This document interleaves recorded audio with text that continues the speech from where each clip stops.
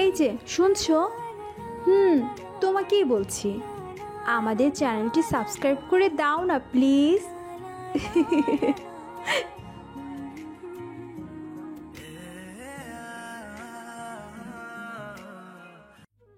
আদালতের ভেতরে অপরাধীর কাঠগড়ায় ইরা দাঁড়িয়ে আছে।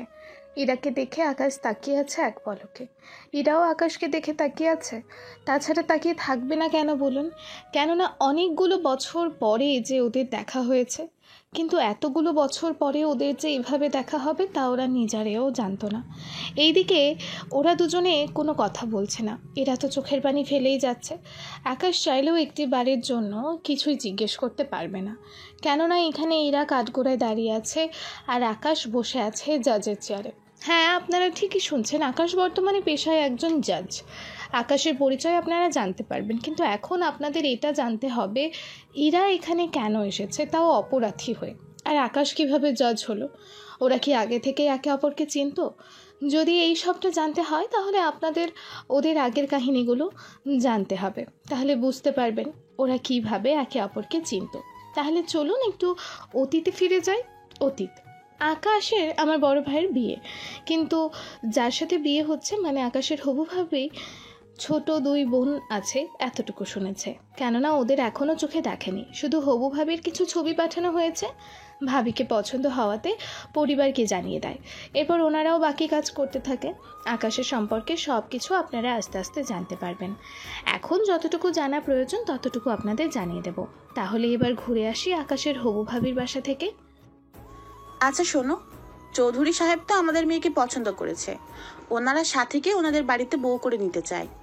এটা তো অনেক খুশির কথা। তার সাথে কি ব্যাপারটা জানে? ওকে তো এখনো জানাইনি আমরা। আচ্ছা চলো আগে সাথীর সাথে কথা বলি আমরা। ঠিক আছে, চলো তাহলে। এদিকে সাথীর বাবা মা দুজনেই সাথীর রুমে আসে। এসে দেখে সাথীর সাথে আরও 2টা মেয়ে আছে, কিন্তু দুজনেই দেখতে একই রকম চেহারা। তবে ওদের বাবা মা চিনতে অসুবিধা হয় না, কেননা ওনারা তো ছোট থেকেই মানুষ করে আসতেছে, সেজন্য চিনতে অসুবিধা হচ্ছে না। এ কি, তোরা তিনজনে এই সময়ে লুডো খেলছিস কেন? কি করবো আব্বু, তোমরা তো আপুর জন্য ছেলে দেখে রেখেছো। আপু চলে যাওয়ার পরে আমরা কার সাথে খেলবো সেজন্য এক্ষুনি খেলে নিচ্ছি। আচ্ছা আম্মু, ছেলে কি তোমাদের পছন্দ হয়েছে? আমাদের তো পছন্দ হয়েছে, সেজন্য এখন সাথীকে দেখাতে এসেছি। যদি সাথীর পছন্দ হয় তাহলে আমরা ওনাদের সাথে কথা বলবো। আরে আগে আমাদের দেখাও, আমাদের পছন্দ হলে আপুর পছন্দ হবে। ঠিক বলেছি না আপু? আপুকে জিজ্ঞেস করার কি আছে? আপু তো এমনিতেই লজ্জায় শেষ, ওর মতামত নেওয়ার কোনো দরকার নেই।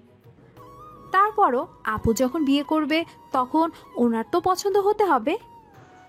এই তোরা কি চুপ করবি? যার বিয়ে তার কোনো কথা নেই, এইদিকে তোদের তো মুখ বন্ধ হওয়ারই কোনো নামই নিচ্ছে না।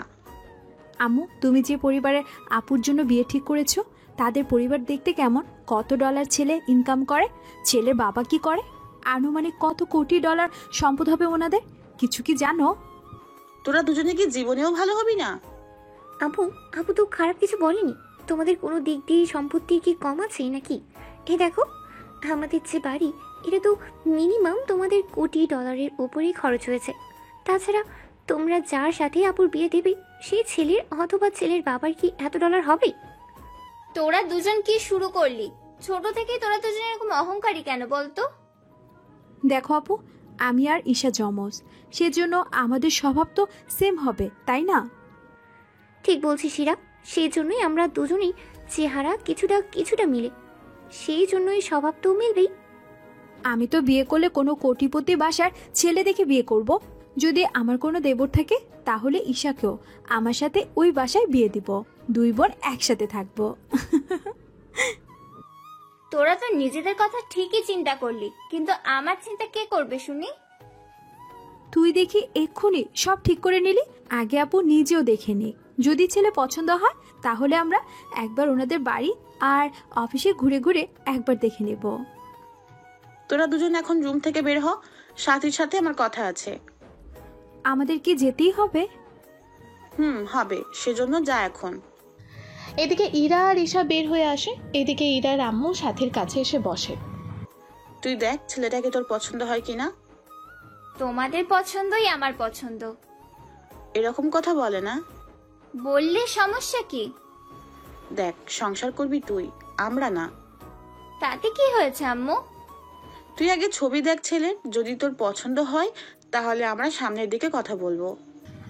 সাথী ছবিটা নিয়ে চমকে ওঠে, কেননা এই ছেলেটাকে সাথে আগেও কোথাও যেন দেখেছে, কিন্তু মনে করতে পারছে না। সেজন্য আম্মু, এই ছেলেকে আমি কোথায় যেন দেখেছি মনে হচ্ছে।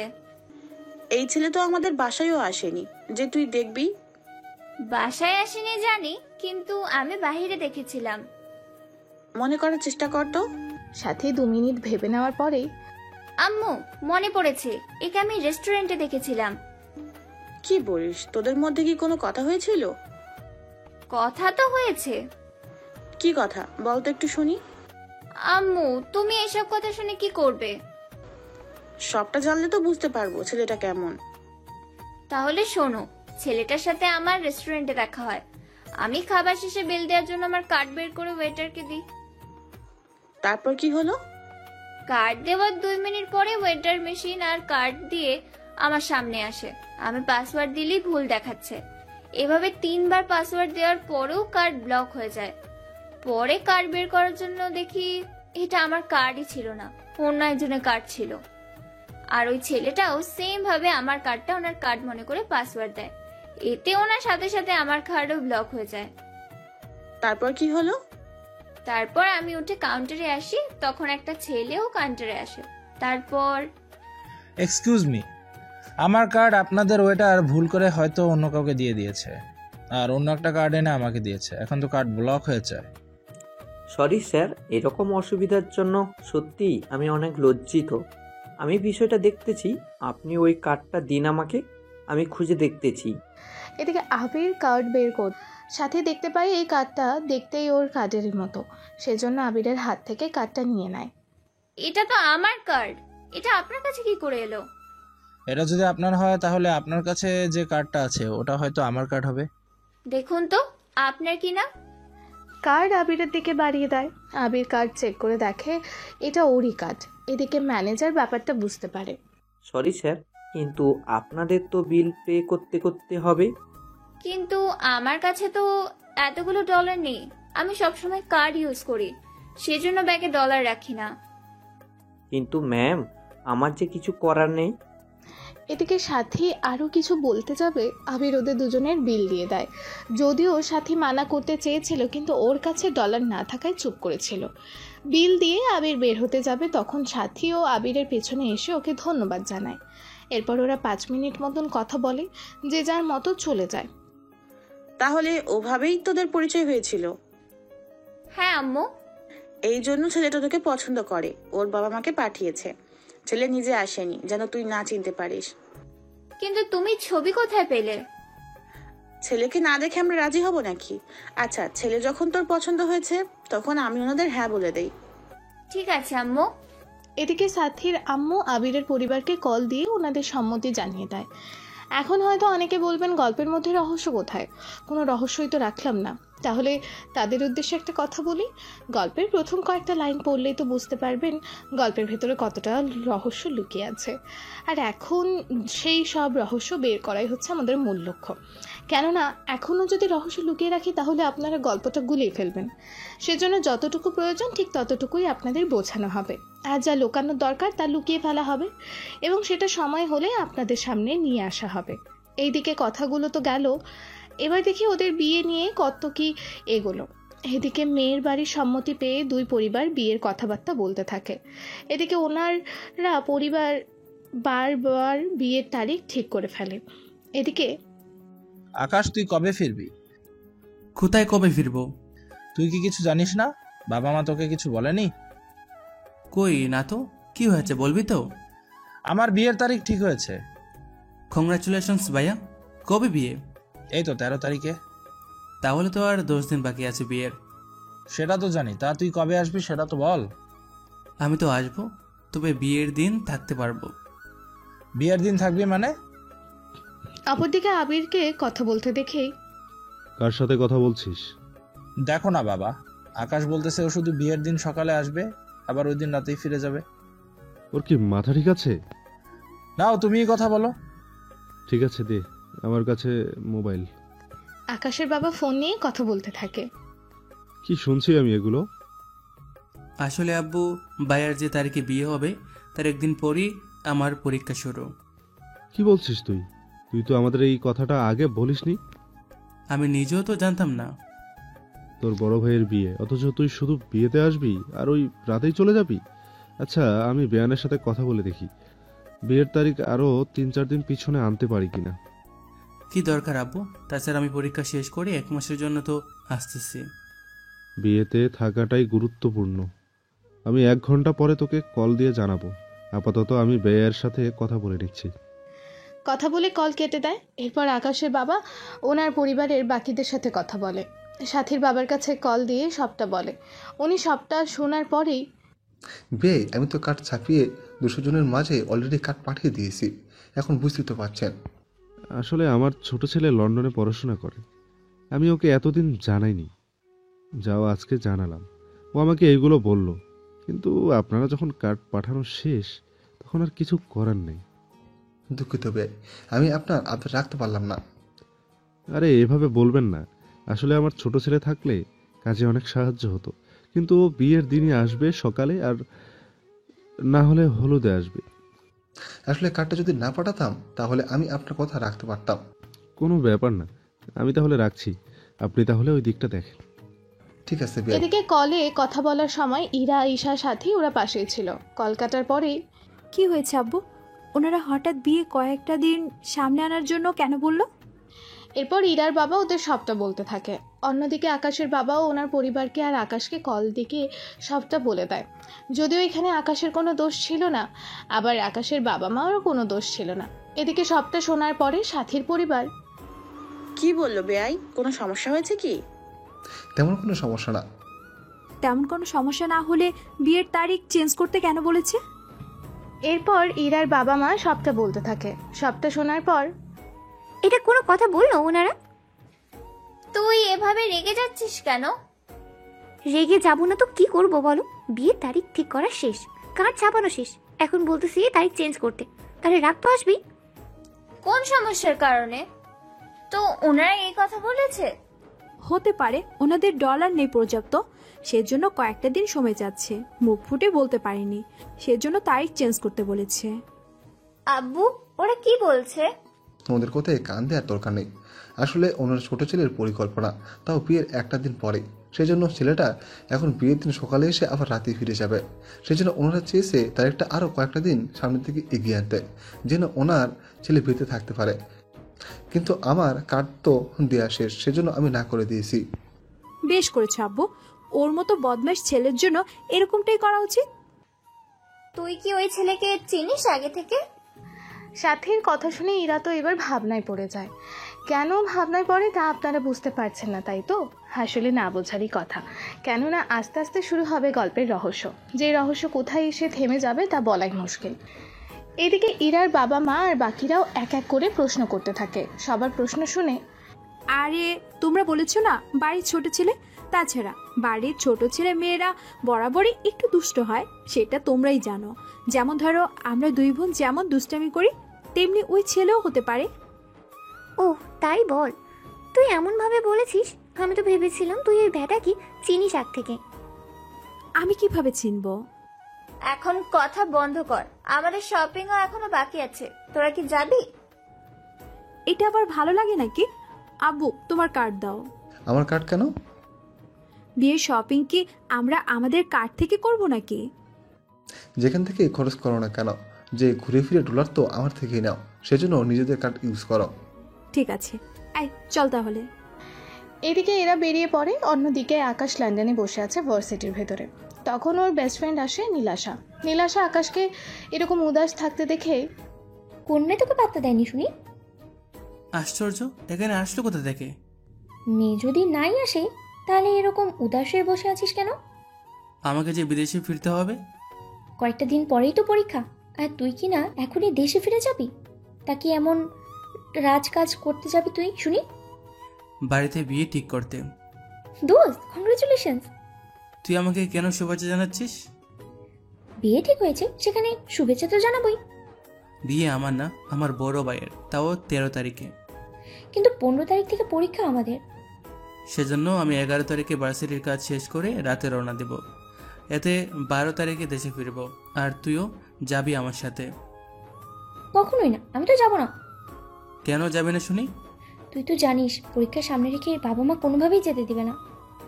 আমি তো আছি, আমি আঙ্কেল আন্টিকে বুঝিয়ে দেব। তাহলে তো ভালোই হয়, তোর সাথে বিয়ে বাড়ি থেকে ঘুরে আসতে পারবো। একটু আগেই তো আসতে মানা করলি। ওটা এমনিতেই করেছি, তাছাড়া তুই যেখানে আছিস সেখানে আমার টেনশনের কোনো কারণই নেই। তাহলে আমিও আসতেছি। এখন চল তাহলে। কোথায় যাব? আমার খিদে লেগেছে, আর তুই খাইয়ে দিবি। তুই কি জানিস ভার্সিটির 40% ছেলে মেয়ে ভাবতেছে আমরা বয়ফ্রেন্ড গার্লফ্রেন্ড।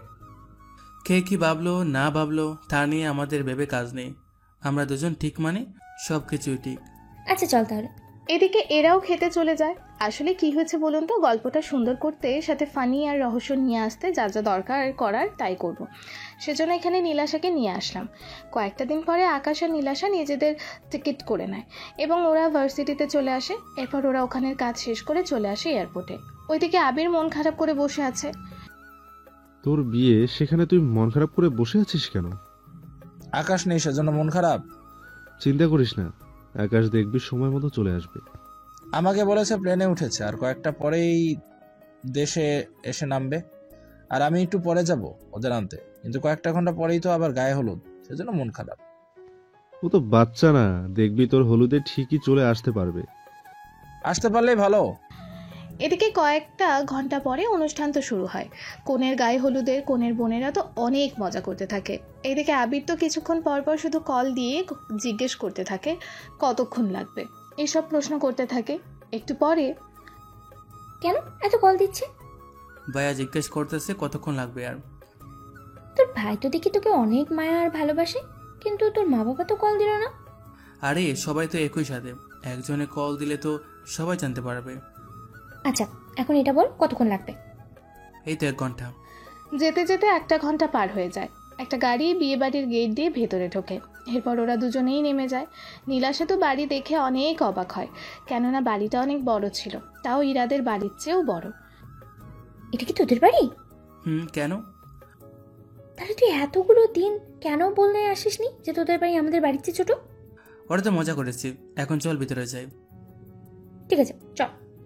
নীলাশাকে নিয়ে ভেতরে আসে। এইদিকে আবির আকাশকে দেখে বিয়ে স্টেজ থেকে নিচে নেমে দৌড়ে এসে আকাশকে জড়িয়ে ধরে, কেননা অনেক মাস করে আকাশকে দেখছে, তাই তার উপর গায়ে হলুদে আসতে পেরেছে, সেজন্য তো আরও খুশি।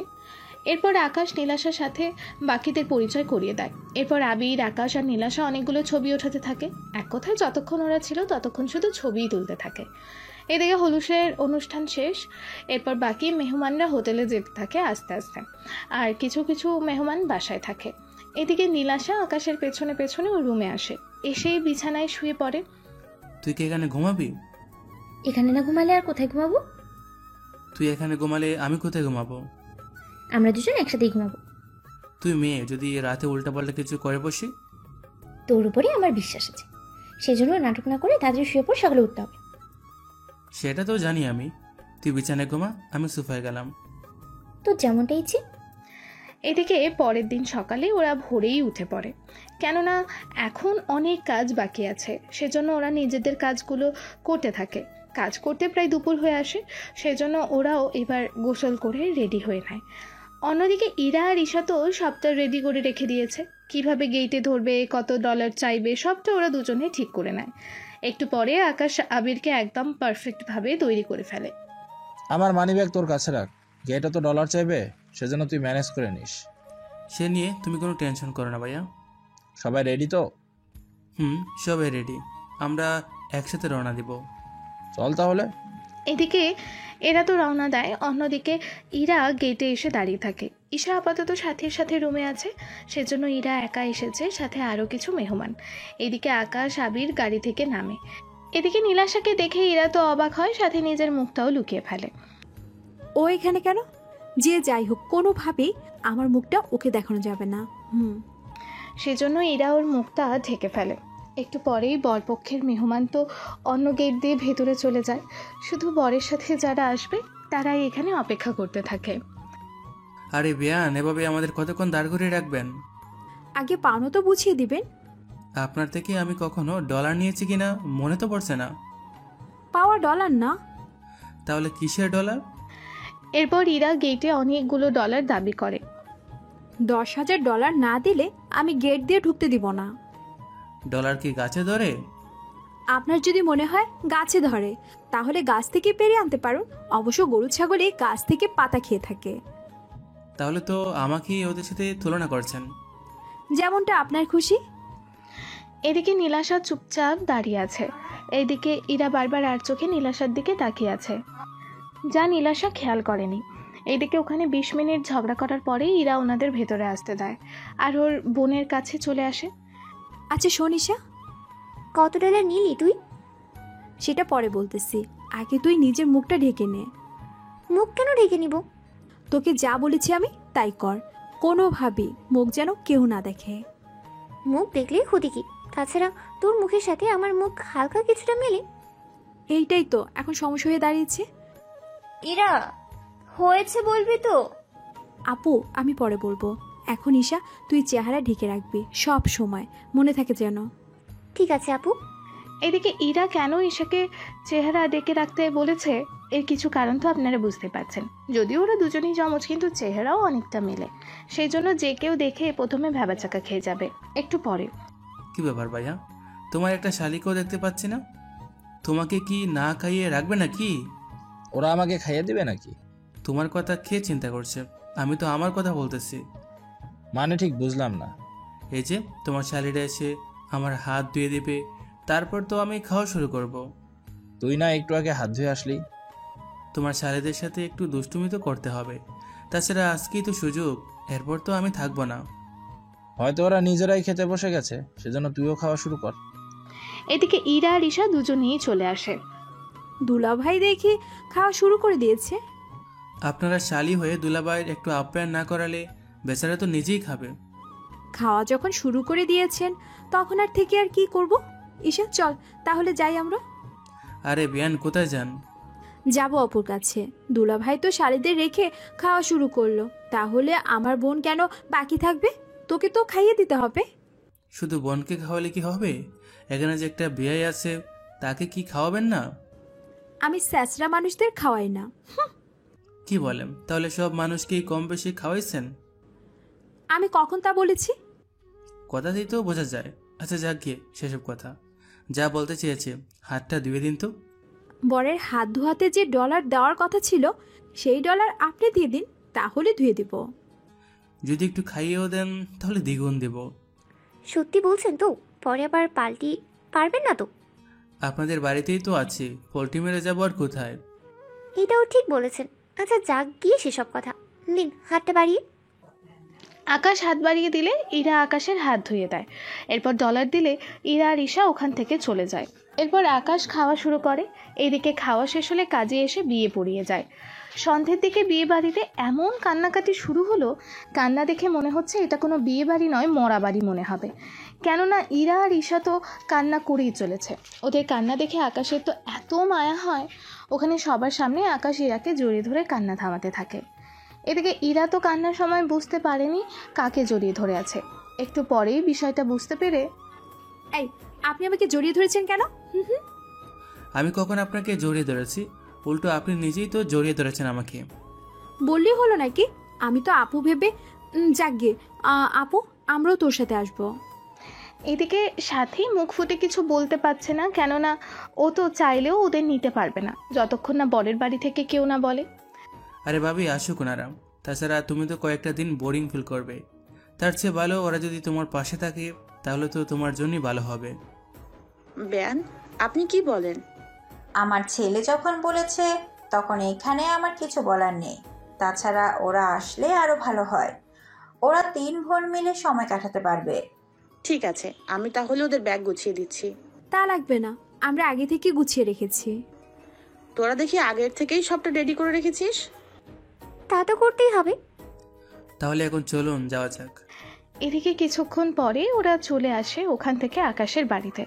এদিকে ইরা আর ঈশা তো বাড়ি দেখে অবাক হয়, কেননা বাড়িটা অনেক বড়, তার উপর অনেক সুন্দর করে সাজানো হয়েছে, সেজন্য ওরা চলে আসে ভেতরে। এদিকে রাত তখন 8টা বাজে। বাবা মা, আমাকে এখন বের হতে হবে। এখনই চলে যাবি? আজকের রাতটা থেকে যা, আম্মু আমি এখন রওনা দিব, পৌঁছাতে তো আমার সময় লাগবে। আচ্ছা তুই একা যা, নীলাশা আমাদের সাথে থাকুক। আন্টি আমরা তো একসাথেই পড়ি, ওর পরীক্ষা মানে তো আমারও পরীক্ষা। আমি ভুলে গিয়েছিলাম। আচ্ছা তোর ভাইয়ার সাথে দেখা করে যা তাহলে। ভাইয়া কোথায় আম্মু? কোথায় আবার? ওর রুমে। নীলাশা তুই এখানে দাঁড়া, আর না হয় গাড়িতে বস, আমি ভাইয়ের সাথে কথা বলে তারপর বের হচ্ছি। তাড়াতাড়ি আসিস কিন্তু। 10 মিনিটের ভিতরে চলে আসবো। ঠিক আছে গেলাম আমি, দেরি হলে কিন্তু আমি আবার উপরে উঠে যাব। এদিকে আকাশ দ্বিতীয় তলায় ওর ভাইয়ের রুমে যেতে থাকে। রুমের দরজা খুলে সামনে তাকিয়ে দেখে কেউ একজন জামা চেঞ্জ করতেছে, সেজন্য দরজা বন্ধ করে দেয়। এতে একটু শব্দ হয়। কে ওখানে? এদিকে ইরা তাড়াতাড়ি করে ওয়াশরুমে চলে যায়। এদিকে সাথী রুমের বাহিরে এসে আকাশকে দেখে। আরে আকাশ, তুমি এখানে? কিছু কি লাগবে? আসলে ভাবি আমি এখন চলে যাব, সেজন্য ভাইয়ের কাছে এসেছি আর তোমার কাছে, যেন তোমাদের থেকে বিদায় নিয়ে চলে যেতে পারি। কিন্তু দরজা খুলে বিশ্বাস করে ভাবি, আমি জানতাম না এরকম কিছু হবে, নয়তো এরকমভাবে আসতাম না। তুমি তো আর ইচ্ছে করে আসোনি, তাছাড়া আমাদেরই ভুল হয়েছে। আমরা যদি দরজা লক করে রাখতাম তাহলে এমনটা আর হতো না। তা ভিতরে এসে বসো। না ভাবি আমি চলে যাব। ঠিক আছে, সকালে তাহলে দেখা হচ্ছে। আমি তো লন্ডনে চলে যাচ্ছি। ওখানে কেন? তুমি কি সব ভুলে গেলে? মনে পড়েছে। আচ্ছা ভিতরে এসে বসো, তোমার সাথে 10 মিনিট গল্প করি আগে। দেরি তো হয়ে যাচ্ছে। তোর ভাবি যখন বলতেছে তখন একটু গল্প করেন, তাছাড়া এরপর তো তুই 3 মাসও আসবি না। আকাশ, তোমার ভাইয়া কিন্তু ঠিকই বলেছে। আমি তাহলে নীলাশাকে উপরে আসার জন্য বলতেছি, ও গাড়িতে কতক্ষণ আর অপেক্ষা করবে। ঠিক আছে, ওকেও আসতে বলো তাহলে। অপরদিকে নীলাশাকে কল দিয়ে উপরে আসার জন্য বলে। এদিকে ইরা আর ঈশা এখনো মুখটা লুকিয়ে রেখেছে আর একটা পাশে বসে আছে। ওদের এভাবে দেখে ইরা, ঈশা, তোরা এভাবে চুপ করে বসে আছিস কেন? ও চলে যাচ্ছে। তাছাড়া এরপর কিন্তু ওকে আর সহজে পাবি না। তোদের কোনো পাওনা থেকে থাকলে সেটা মিটিয়ে নে। কি ব্যাপার, তুমি কি ওদের দিয়ে মারামারি করাবে নাকি?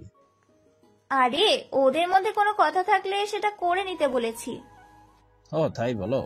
না আপু, তোমার দেবরের সাথে আমাদের কোনো কথা নেই। তাছাড়া উনি এমনিতেই অনেক খারাপ। কি ব্যাপার আকাশ, তুমি কিছু বলেছো নাকি ওদের? বিশ্বাস করো ভাবি, আমি কিছুই বলিনি। তাহলে ওরা এইগুলো কেন বললো? ওই যে ওরা ভাইয়াকে হাত দিয়ে দিতে পারেনি, সেজন্য আমার হাত দিয়ে দিতে হয়েছে, সেজন্য বলেছে এই কথাগুলো। ও আচ্ছা, তাই বলো। আমি তো ভাবলাম কি নাকি। আকাশ আজকে রাতটা থেকে যা। না ভাইয়া, থেকে গেলে আমার যে বড্ড সময় নষ্ট হয়ে যাবে। আচ্ছা শোনো, তোমাকে তো ভাইয়ের মতো আদর যত্ন করার সুযোগ হবে না, সেজন্য আমি তোমাকে নিজ হাতে খাইয়ে দেব, তারপর না হয় চলে যেও। কিন্তু ভাবি। কোনো কিন্তু না, তুমি বসো, আমি খাবার নিয়ে আসছি। আপু উনি যখন রাজি হচ্ছে না তখন কি দরকার এত কিছু করা? তোরা চুপ থাক। তোরা তো দুজনে এক একটা বদ্দের হাড্ডি। ও 3 মাসেও আর আসবে না, সেজন্য ওকে নিজের হাতে তো একটু খাইয়ে দিতে হবে। তুমি বসো, আমি আসছি। এদিকে সাথী তো নিচে যায়। এদিকে নীলাশা বসে আছে। অন্যদিকে আবির কিছু না বলে চুপচাপ বসে আছে। এদিকে রাগে তো ইরা আর ঈশা ফেটে যাচ্ছে, আর দুজনেই দুজনের কানে ফিসফিস করে কি করে বলতে থাকে। এদিকে সাথীও চলে আসে। এই নাও, হাঁ করো। এদিকে আকাশ হাঁ করলেই সাথী ওকে খাইয়ে দিতে থাকে, সাথে নীলাশাকেও। এক কথায় সাথী আকাশ আর নীলাশাকে খাইয়ে দিতে থাকে। তখন ভাবি দেখো, তোমার বোনেরা কেমন করে তাকিয়ে আছে আমার দিকে। এরকম করে তাকিয়ে থাকলে তো আমার পেট খারাপ হতে বেশি লেট হবে না। ওই তোরা এভাবে তাকিয়ে আছিস কেন? দেবর পেয়ে বোনদের ভুলে গেলি আপু? থাকবো না এই রুমে। চলে যাচ্ছি আমরা অন্য রুমে। তবে বেয়ান কাজটা ঠিক করেনি, এর প্রতিশোধ কিন্তু আমরা 2 বোন নিয়েই ছাড়বো। এইসব কি ধরনের কথা ইরা, ঈশা? এভাবে কেউ কথা বলে কারোর সাথে? আমাদের না বলে তোমার বদমাইশ দেবরকে বলতে পারো না? আসার পর থেকে আমাদের 2 বোনের পেছনে জোকের মতো লেগে আছে। তোরা কি ঝগড়া থামাবি? আচ্ছা তোরা একটু বাইরে যা, ওদের খাইয়ে দিয়ে তখন আসিস। ঠিক আছে যাচ্ছি। এদিকে এরা বের হয়। অন্যদিকে এবার আরো ভাবি দেখো দেখো, ভাইয়ের হিংসা হচ্ছে আমাকে দেখে। ওর কেন হিংসে হবে? এই যে তুমি আমাদের দুজনকে খাইয়ে দিচ্ছ, অথচ ভাইয়া একা একা বসে আছে। ভাইয়াকে একবারের জন্য খাইয়ে দিচ্ছ না, সেজন্য হিংসা করতেছে। আমি কখন এমনটা করলাম? তুই কিন্তু এবার সত্যি মার খাবি। আমি কি মিথ্যা বলছি নাকি? তুমি তো ও আচ্ছা, বুঝতে পেরেছি। আবির, তোমাকে খাইয়ে দেওয়ার জন্য তো বাকি দিন পড়েই আছে। তাছাড়া ওরা দুজন মাত্র লোক, আর তার উপর চলে যাবে। তুমি তো থাকবে, তখন না হয় খাইয়ে দিব। বিশ্বাস করো, আমি এমন কিছুই বলিনি। আকাশ, তুই কিন্তু অনেক ফাজলামো শুরু করেছিস। আরে ভাবির সাথে একটু আধটু ফাজলামো তো করবই। আচ্ছা ভাবি, আমরা তাহলে যাই এখন। একটা কথা, কি কথা বলো? তোমার জন্য একটা গিফট এনেছি, এই নাও গিফট। খুলে দেখি কি আছে এটাতে। খুলে দেখো আগে। সাথী খুলে দেখে একটা নেকলেস আছে, তাও ডায়মন্ডের। নেকলেসটা এতটা সুন্দর ছিল, সাথীর সাথে সাথে ওটা গলায় পড়ে। দেখো তো কেমন লাগছে আমাকে। সত্যি অনেক সুন্দর লাগছে। আকাশের চয়েস আছে বলতে হবে। তাহলে দেখলে তো আমার ভাইটা কত ভালো, আমাকে নেকলেস দিল, কিন্তু তুমি স্বামী হয়ে এখনো কিছুই দিলে না। সেসব তো রাতে দিব। আচ্ছা, তোমরা থাকো আর দোয়া করি তোমাদের দাম্পত্য জীবন সুখীর হোক। তাহলে ভাইয়া ভাবি, হাসি তাহলে। সাবধানে যেও। এরপর ওরা বাড়ি থেকে রওনা দিয়ে বেরিয়ে আসে। এদিকে গাড়িতে নীলাশা অনেক প্রশংসা করতে থাকে আকাশের ভাবি সম্পর্কে। এদিকে ঈশা, আজকের এই অপমানের প্রতিশোধ কিন্তু নিতেই হবে আমাদের। একবার এই বচ্চাত লন্ডন থেকে আসুক, তারপর ওর মজা বুঝাবো। ততদিন তাহলে অপেক্ষা করতে থাকি। সেটাই করি। এদিকে আকাশ প্লেনে উঠে ওর ভাবিকে কল দিয়ে সবটা বলে। রাত 12টায় আবির আর সাথী রুমে বসে আছে। এই নাও তোমার উপহার। তুমিও দেখি একই রকম উপহার আনলে। আরে আমি কি জানতাম নাকি আকাশ এরকম উপহার নিয়ে আসবে? তবে যাই বলো না কেন, আকাশকে আমি দেবর হিসেবে মেনে নিতে পারবো না। দেবর হিসেবে মেনে নিতে পারবে না মানে? কারণটা কি? কারণ হচ্ছে আমি ওকে দেবরের চেয়ে ছোট্ট ভাইয়ের চোখে দেখি। কারণ ওর মতো দুষ্টু ভাই কয়জনের কপালে জোটে বলো? আমি কি খারাপ নাকি? তুমি তো। সাথী বাকিটা বলার আগেই, না থাক, এইসব জেনে আপনাদের কোনো কাজ নেই। এদিকে আকাশ চলে আসে লন্ডনে। এখন আপাতত গল্পের মোড় এখানে আটকে রাখি। আমরা এখন আপাতত গল্পের প্রথমে ফিরে যাই। যখন আবারও প্রয়োজন হবে অতীতে ফিরে আসব, কিন্তু এখন তো অতীত তেমন একটা দরকার পড়ছে না, সেই জন্য বর্তমানে ফিরে আসতেছি, যেখানে এরা কাঠগোড়ায় দাঁড়িয়ে আছে আর আকাশ জজের চেয়ারে বসে আছে। বর্তমান। আপনারা আদালতের কাজ শুরু করতে পারেন। জজ সাহেব, কাঠগড়ায় যিনি দাঁড়িয়ে আছে মিস ইরা চৌধুরী, উনি কোনো দোষ করেনি। ওনাকে মিথ্যা মামলা সাজিয়ে এখানে আনা হয়েছে। মামলা যদি মিথ্যে হয় তাহলে থানায় থাকা অবস্থায় কেন আপনি বেল করেননি? অনেকবার করেছি, কিন্তু যাকে নিয়ে মামলা হয়েছে সে ব্যক্তি বারবার ভয় দেখাচ্ছে, সেজন্য বেল বারবার ক্যান্সেল হয়ে যায়। এখানে মামলা আসলে কি নিয়ে? আপনার সামনে একটা ফাইল আছে, ওই ফাইলটাই সবটা পরিষ্কার করে বোঝানো আছে, কিন্তু ফাইল পড়ে নিতে সময় লাগবে। সেজন্য আমি সংক্ষেপে বলি আপনাকে, আমার মক্কেল নামে খুনের মামলা করা হয়েছে। আকাশ উকিলের মুখে কথাটা শুনে আকাশ তো অবাক হয়, কেননা ইরা আর যাই করুক কাউকে খুন করতে পারে না। এদিকে আকাশের পুরো পরিবার কোর্টে বসে আছে, সবাই আকাশের দিকে তাকিয়ে আছে, কেননা ওনারা নিজেরাও জানতো না আকাশ এই আদালতে জাজের চেয়ারে বসে থাকবে। কেননা কয়েকটা বছর আছে ওনারা আকাশকে বের করে দেয় বাসা থেকে। কী জন্য বের করে দেয় তা আপনারা পরেও জানতে পারবেন। এখন আপাতত কি হচ্ছে তা দেখি আগে। মিস ইরা চৌধুরী, এই ব্যাপারে আপনার কিছু বলার আছে কি? বিশ্বাস করুন, আমি ইচ্ছে করে কাউকে মারিনি। আমি শুধু নিজের জীবন বাঁচাতে গুলি করেছি, কিন্তু তাও লোকটার হাতে লেগেছে গুলি। কিন্তু এই ঘটনার 2 দিন পর পুলিশ এসে আমার বাসা থেকে আমাকে নিয়ে আসে। ওনারা বলতেছে আমি নাকি ওই লোকটাকে মেরে ফেলেছি। বুঝতে পেরেছি। আমি 7 দিনের সময় দিলাম। এর ভিতরে ফরেন্সিক রিপোর্ট আর পুলিশকে বলে দিচ্ছি, এই কেসের প্রতিটা তথ্য জোগাড় করে আমাকে জানাবেন। জি স্যার, তাই হবে। এরপর পুলিশ ইরাকে নিয়ে যায়, সাথে পুরো পরিবারও ওখান থেকে বের হয়ে আসে। এইদিকে আকাশকে এইভাবে দেখতে পারবে পুরো পরিবারটা ওনারা ভাবতেও পারেনি। এইদিকে আকাশ আদালতে কাজ করতে থাকে। অন্যদিকে আপু, তুই কোনো চিন্তা করিস না, আমরা তোকে ছাড়িয়ে নিব। আমি যে পাপ করেছি সেই পাপের ফল এখন আমাকে ভোগ করতে হচ্ছে। কিসের পাপীরা? সে অনেক কাহিনী আপু। এখন তোমরা যদি শোনো তাহলে তো আমার থেকে তোমরা এমনিতেই দূরে সরে যাবে। কি কথা বলবি তো? এরপর ইরা নিরুপায় হয়ে সাথীকে সবটা বলে। সাথী সবটা শুনে ইরাকে 2টা থাপ্পড় লাগিয়ে দেয়, যা ওখানে থাকা অনেকেই দেখে। তাও ইরা কোনো কথা না বলেই ইরাকে জড়িয়ে ধরে কান্না করতে থাকে। প্লিজ আপু, আমাকে এখান থেকে বের কর। আমি যে এখানে থাকতে পারছি না। আমি তো দুলাভাইকে সাথে করে নিয়ে আকাশের সাথে কথা বলে নেব। যাই করো, তাড়াতাড়ি করি আপু।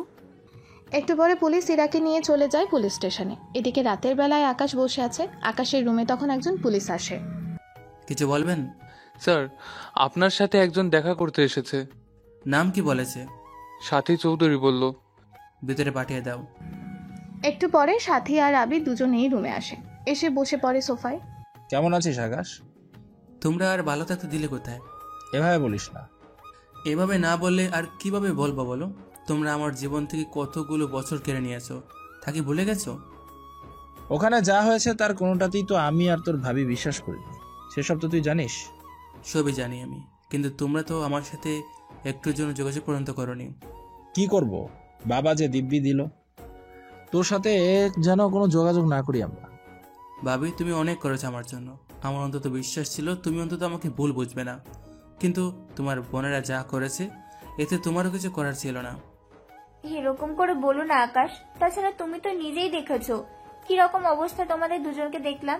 তাছাড়া এরকম অবস্থায় দেখলে তো যে কেউই মনকে বোঝাতে পারবে না। সেসব জানি আমি। এখন বলো, হঠাৎ এখানে কি জন্য আসা হলো? ইরার ব্যাপারে কথা বলা ছিল তোমার সাথে। আচ্ছা, ঘটনা কি ঘটেছে আমাকে একটু বলো তো ভাবি। কোন ঘটনা বলবো? ইরার এখানে আসার কারণ কি ছিল? তাছাড়া ইরার সাথে এরকমটা হলো কি করে? তাহলে তো তোমাকে প্রথম থেকে সবটা শুনতে হবে। আমার সাথে যা যা ঘটেছে সেসব বাদ দাও। আমি চলে আসার পরে কি হয়েছে সেগুলো আগে বলো আমাকে। তাহলে শোনো, তোমাকে বাসা থেকে বের করে দেওয়ার 5 দিন পরে অতীত। আপু, আপু কোথায় তুই? কি হয়েছে ইরা, ডাকছিস কেন? আপু, আমি এবার বাসায় যাব। হঠাৎ বাসায় কেন? তুমি তো জানো আপু, এরকম পরিস্থিতিতে আমার এখানে থাকা ঠিক হবে না। কিন্তু তুই যদি এখন বাসায় ফিরে যাস তাহলে বাবা মা তোকে অনেক বকাবকি করবে। ইরা আপু কিন্তু ঠিক কথাই বলেছে। আমার কি দোষ আপু? তোমার দেবরের কারণে আমি কেন এইভাবে কষ্ট পাবো? আমিও তো সেটাই বলতেছি। তোদের যেমন ইচ্ছে হয় কর। আচ্ছা, একটা কথা বলি, আকাশ সত্যি কি তোর ক্ষতি করতে চেয়েছিল? আপু, তোর কি মনে হয় আমি এসব মিথ্যে বানিয়ে বানিয়ে বলছি? আমি তেমনটা বলিনি। আসলে তোদের যে অবস্থা দেখলাম এতে তো অনেক কিছু হয়ে যাওয়ার কথা। সেসব বাদ দে, এখন তুই তাহলে সবটা গুছিয়ে নে। আপু, আমিও চলে যাব। ঠিক আছে, ব্যাগ তাহলে গুছিয়ে নে। আচ্ছা, আমি তোদের জন্য খাবার দিচ্ছি, খাবার খেয়ে নে, তোরা বেরিয়ে পড়িস। ঠিক আছে আপু, তাই হবে। আমরা তাহলে নিচে যাচ্ছি, তুমিও আমার সাথেই চলো। ঠিক আছে, চল তাহলে। এদিকে সাথীও ওদের সাথে নিচে নামে। এরা তো অনেকটা ভয় ভয় নিচে নামতে থাকে। এদিকে কেউ না থাকায় ওরা খাবার খেতে বসে। কিছুক্ষণ পর ওখানে আবিরের বাবা মা সাথে আবিরও চলে আসে। বাবা মা, একটা কথা বলার ছিল। ওরা দুজন চলে যেতে চাইছে। কিন্তু আকাশ যতক্ষণ না পর্যন্ত দেশের বাইরে যাচ্ছে ততক্ষণ পর্যন্ত ইরা আর ঈশাকে সেভে রাখতে হবে। তার কোনো দরকার হবে না, আমরা গাড়ি করে চলে যাব, আকাশ বুঝতেই পারবে না। তারপরেও আমি চাই না দ্বিতীয়বার এরকম কোনো ঘটনা ঘটে যাক। বাবা, আকাশ লন্ডনে ফিরে গেছে, তাও 2 দিন হয়ে গেল। তুই কি করে জানিস? আমাকে কল দিয়েছিল। তাছাড়া ওরা যখন চলে যেতে চাইছে তখন চলে যাক। ঠিক আছে বৌমা, তুমি ওদের যাওয়ার ব্যবস্থা করো। জি বাবা, বলছি ব্যবস্থা করতে। কিছুক্ষণ পরে ওরা বেরিয়ে পড়ে। রাস্তার মধ্যে ওদের গাড়ি হঠাৎ খারাপ হয়ে যায়, সেজন্য ওরা ইরার গাড়ি থেকে নিচে নামে। গাড়ি থেকে আবার কেন নামতে গেলি? নামবো না তো কি করব শুনি? কতক্ষণ এভাবে বসে থাকবো? ঠিক আছে, তোর যা ইচ্ছা হয় কর। এদিকে ইরা দাঁড়িয়ে দাঁড়িয়ে মোবাইলে কি যেন দেখতে থাকে। তখন ইরা খেয়াল করে দূরে কয়েকজন লোক মিলে একটা লোককে মেরে ফেলছে, যা ইরা নিজের চোখে দেখে। কিন্তু কোনো কিছু বুঝে ওঠার আগেই এই লাশটাকে জায়গা মতো ফেলে দিয়ে আয়। ঠিক আছে বস, কিন্তু আশেপাশে কেউ দেখলে তো সমস্যা। কিছুই হবে না, যাকে সামনে পাবি তাকে মেরে ফেলবি। জি বস। এই বলে ওরা লাশ গাড়িতে তোলার সময় একটা লোক গাড়ির লুকিং গ্লাসে একটা মেয়েকে দেখতে পায়। বস, একটা মেয়ে আমাদের এই খুন করা ভিডিও রেকর্ড করে ফেলেছে। দাঁড়িয়ে না থেকে ওই মেয়েটার কাছ থেকে মোবাইলটা নিয়ে আয়। যদি আপোষে না দিতে চায় তাহলে ওকে মেরে ফেল। এদিকে ডেভিলের লোকগুলো ইরাকে ধরার জন্য আসে। এদিকে ইরা ব্যাপারটা বুঝতে পেরেই গাড়িতে এসে বসে। ততক্ষণে গাড়ি ঠিক হয়ে যায়। এদিকে গাড়ি চলতে থাকে, কিন্তু ওরা গাড়ির নাম্বারটা নোট করে নেয় এবং চলে আসে ওদের বাসার কাছে। বস, মেয়েটা তো পালিয়ে গেছে। কি করে পালালো? তোরা ধরতে কেন পারিসনি? মেয়েটা গাড়ি করে চলে গেছে। তবে চিন্তা করবেন না বস, গায়ের নাম্বারটা রেখে দিয়েছি। ওই নাম্বারটা দিয়ে আবার সব তথ্য জানতে পারবো। সাব্বাস বেটা, তাহলে আজকে কাজে লেগে পড়। মেয়েটা কোনো কিছু ফাঁস করে দেওয়ার আগে ওর থেকে এটা নিতে হবে। জি বস, তাই হবে। এইদিকে ইরা তো বাসায় এসে ফ্রেশ হয়ে নেয়, কিন্তু এখনও সেই খুন হওয়ার দৃশ্যটা ভুলতেই পারছে না ইরা। এদিকে ঈশা ব্যাপারটা খেয়াল করে। কি হয়েছে? তুই এরকম করছিস কেন? আমি একটা জিনিস দেখে ফেলেছি। কি দেখলি? একটা লোককে খুন হতে দেখেছি আমি, আর যে মেরেছে তার লোক আমাকে মারার জন্য এসেছিল। এটা আবার কখন ঘটলো? আমরা যেদিন আপুর বাসা থেকে ফিরছিলাম সেই দিন হলো এই ঘটনাটা। আমি তো তোর সাথেই ছিলাম, তাহলে আমি কেন দেখলাম না? তুই তখন গাড়ির ভিতরে ছিলি, সেই জন্য তুই কিচ্ছু দেখিসনি। হতেও পারি, কিন্তু এখন কি করবি তুই? বিষয়টা বাবা মাকে কি জানাবি? বাবা মা শুধু শুধু টেনশন করবে, এই ব্যাপারে ওনাদের বলার কোনো প্রয়োজন নেই। তবে যাই করিস সাবধানে করিস। সাথে তুই নিজেও। আমি আবার কি করেছি? আমাদের চেহারা যে কিছুটা মিলে। উফ আল্লাহ, সব জায়গায় তুই ঝামেলা করিস, আর ফাঁসাতে হয় আমাকে। কি করবি, আমি যে তোর বড় বোন। তুই আমার কচুর বড় হোস। আমাদের মধ্যে কে বড় এটা বাবা মা তো দূরের কথা, নার্সরাই বলে গেছে। আমি যে তোর থেকে বড় সেটার প্রমাণ কিন্তু আমার কাছে আছে। শুনি, কি প্রমাণ? আমি হাইটে তোর থেকে বড়, সেই জন্য আমি তোর থেকে বয়সও বড়। তোর এই লজিক তোর কাছেই রাখ, আমাকে বুদ্ধু বানানোর চেষ্টা করিস না, বুঝলি? এখন তুই ঝগড়া অফ করে কিভাবে এই চিন্তা থেকে মুক্ত হব সেটা বল আমাকে। একটা কাজ করি, আমরা দুজনেই কিছুদিন মুখটা লুকিয়ে রাখি, এতে ওরা আমাদের চিনতে পারবে না। কিন্তু গাড়ির নাম্বার তো ওরা পড়ে নিয়েছে। আরে গাড়ি তো এখনো রেজিস্ট্রেশন হয়নি, সেই জন্যই ওরা অ্যাড্রেস তো পাবে না। তাছাড়া তুই তো মামলা করতে যাবি না যে ওরা তোকে পাবে। সেটাও তো কথা। উফ, টেনশনে আমি সব ভুলে গেছি। ভাগ্য ভালো তুই মনে করিয়ে দিলি। হয়েছে, এখন তুই ঘুমা। এদিকে ওরা ঘুমিয়ে যায়। অন্যদিকে আকাশ বসে আছে লন্ডনে নীলাশার সাথে। এরপর মন খারাপ করে আছিস কেন? তুই কি জানিস না বর্তমানে আমার অবস্থা কেমন যাচ্ছে? আরে সামান্য একটা বিষয় নিয়ে এত মন খারাপ করলে কি হয়? কিন্তু এই সামান্য বিষয়টা যে আমার থেকে আমার পরিবারকে ঘিরে নিয়েছে। এত ভাবতে হবে না তোকে। তাছাড়া তুই এখন থেকে আমার সাথে আমারই বাসায় থাকবি। আমি কেন তোর বাসায় থাকতে যাব? আচ্ছা, এতদিন তো তোর পরিবার থেকে ডলার দিত খরচের জন্য, কিন্তু এরকম অবস্থায় এখন তোর পরিবার তো তোকে কোনো খরচও দিবে না। তাছাড়া এখানে তুই আগের মতো যদি রুম ভাড়া করে থাকিস তাহলে প্রতি মাসে থাকা খাওয়া মিলে যা খরচ হবে সেটা তো তুই সামলাতেও পারবি না। কিন্তু তোর বাসায় এভাবে দিনের পর দিন আমি থাকতে পারবো না। তাছাড়া আঙ্কেল আন্টি দেখলে কি বলবে? বাবা মা কোনো কিছুই বলবে না। তাছাড়া বাবা মা আমাকে বলেছে তোকে নিয়ে আমাদের বাসায় আসার জন্য, সেজন্য আমি আজকে তোকে নিয়ে যাব। যদি না আসি আমি? তোকে মেরে অজ্ঞান করে নিয়ে যাব। না থাক, তার কোনো দরকার পড়বে না, আমি সবটা গুছিয়ে নিচ্ছি। এদিকে ওরা দুজনে সবটা গুছিয়ে নিয়ে নীলাশার বাসায় আসে। নীলাশার বাবা মা দুজনেই ছিল বাসায়। আকাশ ওনাদের দেখে সালাম দেয়। ওনারা সালাম নিয়ে আকাশের সাথে কথা বলতে থাকে, কিন্তু ওই দেশে কি হয়েছে তা ওনারা জিজ্ঞেস করেনি।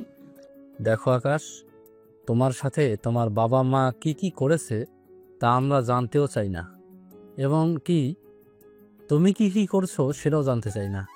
আমি শুধু এটা বলবো, তুমি আজকের থেকে আমার ছেলে হয়েই থাকবে এই বাসাতে।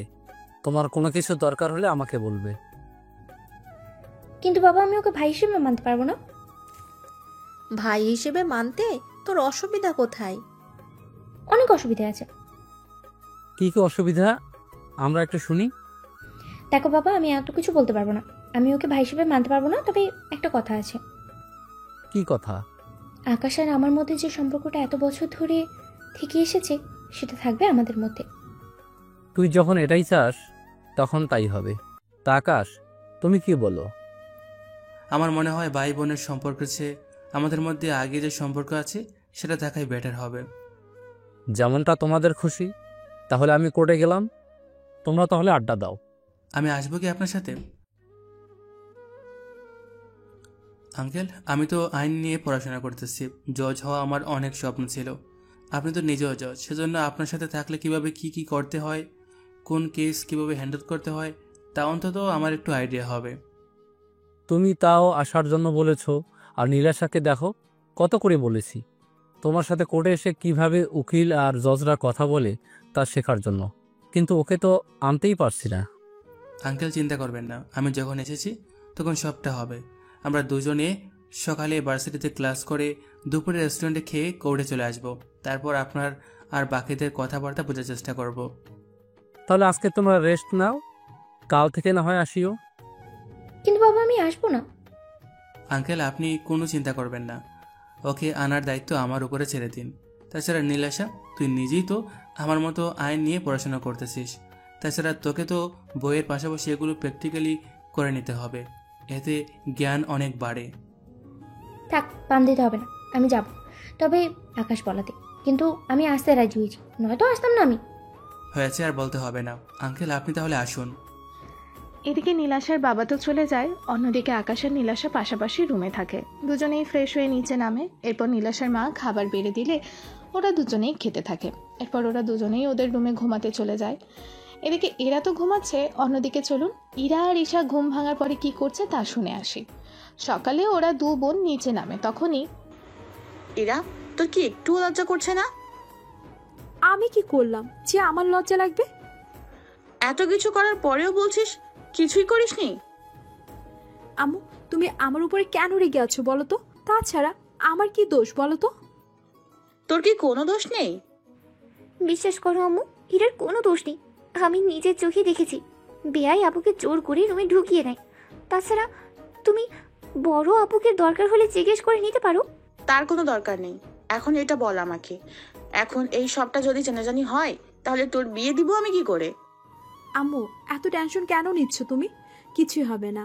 তাছাড়া দুই পরিবার ছাড়া বাইরে কেউ তো জানার কথা না, আর জানবেও না। এখন তুমি এসব কথা বাদ দিয়ে খেতে দাও তো আমাকে। আমাদের ভার্সিটিতে যেতে হবে, অনেক দিন হয়েছে, যাওয়া হচ্ছে না। চলো আপু, আজকে তাহলে আমরা ভার্সিটি থেকে ঘুরেই আসি। তাহলে খাওয়া শেষ করে নে, তারপর বের হব। এদিকে এরা খাওয়া শেষ করে চলে যায় ভার্সিটির দিকে। এদিকে ইরার মা বুঝতেই পারছে এত কিছু হয়ে যাওয়ার পরেও ইরা এত শান্ত হয়ে থাকছে কি করে। এদিকে এরা ভার্সিটিতে এসে ক্লাস করতে থাকে। ওদের দুই বোনকে ভার্সিটির বেশিরভাগ ছেলেই পছন্দ করে, কিন্তু চেহারা কিছুটা এক হওয়ার কারণে বেশিরভাগ ছেলেই আবারও সবটা গুলিয়ে ফেলে। তার মধ্যে রকি আর রবি ওদের মধ্যে আছে। রকি আর রনি দুই ভাই, তবে ওরা দুই ভাই সারাক্ষণ মেয়েদের ইফটিজিং করার ধান্দা খুঁজতে থাকে। কেননা ওর বাবা যেমন বড় লোক, আবার তেমনি পাওয়ারফুল একজন রাজনৈতিক লোক। সেই জন্য রকি আর রনিকে কেউ কিছু বলতে সাহস পাচ্ছে না। সেজন্য ওরা নিজেদের মতো করে এভাবে ইফটিজিং করতে পারে। এদিকে ওরা দুই ভাই চলে আসে ইরা আর ঈশার কাছে। আচ্ছা, তোমাদের চেহারা দেখলে মাঝে মধ্যে বুঝতে পারি না কে কোনটা। কে কোনটা মানে? আমি বলছি আসলে কে ইরা আর কে ঈশা সেটাই বুঝে উঠতে পারছি না। এত কিছু বুঝে তোর কি কাজ সেটা বল। কেন, তোরা কি বুঝিস না কিছুই? দেখ, তোদের দুজনের জন্যই ভালো হবে তোরা আমাদের বিরক্ত করা ছেড়ে দে। যদি না ছাড়ি তখন কি করবে তোরা? আমরা ওদের দুলাভাইকে কল দেব, উনি এসে তোদের দেখে নেবে। আচ্ছা, তোরা কি জানিস না আমরা কে, কি করতে পারি, আমাদের পরিচয় কি? আমরা সবাই জানি, কিন্তু আমাদের দুলাভাইয়ের কাছে তোরা কিছুই না। ও তাই নাকি? ডাক তাহলে তোদের দুলাভাইকে, আমিও একটু দেখি। ইরা এরপর কল দেয় আবিরকে। আবির কল রিসিভ করে কথা বলে চলে আসতে থাকে ভার্সিটিতে। সাথে কিছু সিকিউরিটি তো আছেই, ওদের নিয়ে চলে আসে ভার্সিটিতে। এদিকে রকি আর রনি তো অপেক্ষা করতে থাকে। 2 মিনিট পরে আবির আসে ভার্সিটিতে। কি হয়েছে, আমাকে এভাবে ভার্সিটিতে কেন আসতে বললে? দুলাভাই, ওই ছেলে দুইটা প্রতিদিন আমাদের দুজনকে অনেক বিরক্ত করে। শেষমেশ এই লোককে এনেছিস? দুলাভাই, আশেপাশে সিকিউরিটি দেখেও কি তোর ভয় লাগে না? আরে এরকম সিকিউরিটি তো আমার বাবার সাথে থাকে। তাছাড়া আমরা চাইলেও সিকিউরিটি নিয়ে প্রতিদিন এভাবে চলতে পারি। পারলে চলে দেখা। তোদের দুজনকে তো পরে দেখতেছি, আগে তো দুলাভাইকে দেখে নিচ্ছি। তা দুলাভাই, আপনি কি জানেন কে আমরা আর কি আমাদের পরিচয়? দেখলেন ভাইয়া আপনার সাথে কিভাবে কথা বলতেছে? দেখতেছি আমি, তা তোরা আগে নিজেদের পরিচয় দে, তারপর আমি দেখতেছি তোদের সাথে ঠিক কি কি করা যায়। এভাবে রকি আর রনি ওদের পরিচয় বলতে থাকে। পরিচয় শুনে আকাশ হাসবে নাকি ওদের মারবে ঠিক বুঝতে পারছে না, সেজন্য তোদের পরিচয় শুনে ভালো লাগলো, আর এই কার্ড তোদের পকেটে রাখ, এটা তোদের বাবাকে নিয়ে দেখাবি। তবে তার আগে তোদের একটা ব্যবস্থা তো করতে হবে। সিকিউরিটি, ওদের দুজনকে ভালো করে মারতে থাকো, যেন 5 থেকে 6 মাস আগে ওরা যেন বিছানা থেকে উঠতে না পারে। এই তোর এত বড় সাহস, তুই আমাদেরকে মারার জন্য বলিস? তুই কি জানিস যদি আমার বাবা জানতে পারে তোদের কি হাল করবে, বুঝতে পারছিস? সেজন্য তো আমার কার্ড তোদের কাছে দিয়েছি, ওটা দিয়ে কাজ চালিয়ে নিবি। তোমরা কি দাঁড়িয়ে থাকবে, না ওদের আমার কথা অনুযায়ী কাজ করবে? এরপর সিকিউরিটিগুলো মারতে থাকে রকি আর রনিকে। এদিকে আবিরের সাথে ইরা আর ঈশা চলে আসে ওখান থেকে। আবির ওদের বাসায় পৌঁছে দিয়ে চলে আসে অফিসের দিকে, এসে ওর কাজ করতে থাকে। রাতে যখন বাসায় ফিরে তখন সাথীকে সবটা বলে। সাথী তো সবটা শুনে অবাক হয়ে যায়। তা ওরা এখন ঠিক আছে তো? ঠিক আছে, এখন তাহলে শুয়ে পড়ো। এরা তো শুয়ে পড়ে। অন্যদিকে রকি আর রনি ওরা দুজনে হসপিটালে ভর্তি। এদিকে ডক্টর চিকিৎসা করতে থাকে, অন্যদিকে রকির বাবা হসপিটালে চলে আসে। উনি হসপিটালে এসে কথা বলতে থাকে ডক্টরের সাথে। কি হয়েছে আমার ছেলেদের? ওদের সুস্থ হতে কতদিন লাগবে সময়? দেখুন, ওনাদের যেভাবে মারা হয়েছে, শরীরে কোনো মারধর করেনি, নাই কোনো রক্ত বের হয়েছে। তাহলে তো ওরা তাড়াতাড়ি সুস্থ হয়ে যাবে, তাই না ডক্টর? একদম না, মিনিমাম তো 4 মাস লাগবেই। কি বলছেন ডক্টর? একটু আগেই তো বললেন কোনো কিছু হয়নি, কিন্তু এখন আবার বলছেন। আসলে ওনাদের শরীরে কিছু কিছু হাড় ভেঙে দেওয়া হয়েছে, সেই জন্য পর্যায়ক্রমে চিকিৎসা করাতে হবে। সেই জন্য সুস্থ হতে সময় লাগবে কয়েকটা মাস। ঠিক আছে, এই কয়েকটা মাস ওরা এই হাসপাতালে কাটাবে না, কয়েকটা মাস পরে ওদের বাসায় নিয়ে যেতে পারবো? সেটা তো এখনো বলা যাচ্ছে না, আগে 1 মাস এখানে রাখার পরে বলতে পারবো। ঠিক আছে, আপনি ওদের চিকিৎসা করতে থাকেন। এই বলেই রানা ওখান থেকে বের হয়ে আসে। একটু পর ওর লোকেদের, ওদের তো ভার্সিটির ভিতরে এরকম করেছে, তাহলে এখন ভার্সিটির দিকে যাই, চলো। জি স্যার, আপনি বসুন গাড়িতে। রানা গাড়িতে বসার পরে ওরা গাড়ি চালিয়ে চলে যায় ভার্সিটিতে। ওখানে এসে অনেক ছেলে মেয়েকে জিজ্ঞেস করে, অনেক কিছু জানতে পারে। সবটা জানার পরেই খোঁজ নে কারা এই ইরা আর ঈশা, ওদের পরিবার আর এই মেয়েগুলোকে আমার সামনে আমি দেখতে চাই।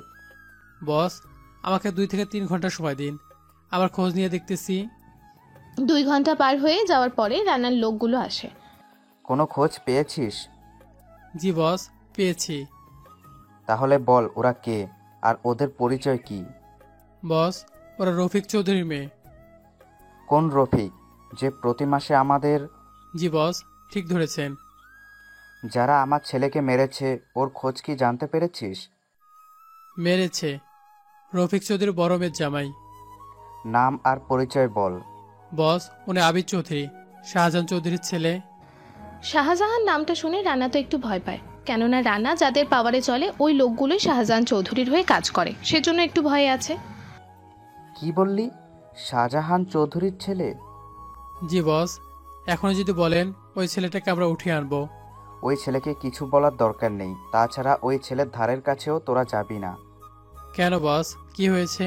আপনি এভাবে ভয় পেয়ে আছেন কেন? তোদের যা বলছি আমি, তোরা তাই কর। ঠিক আছে বস। এদিকে রানা তো চুপ হয়ে যায়। অন্যদিকে ইরা আর ঈশা আগের মতো করে ভার্সিটিতে আসতে থাকে।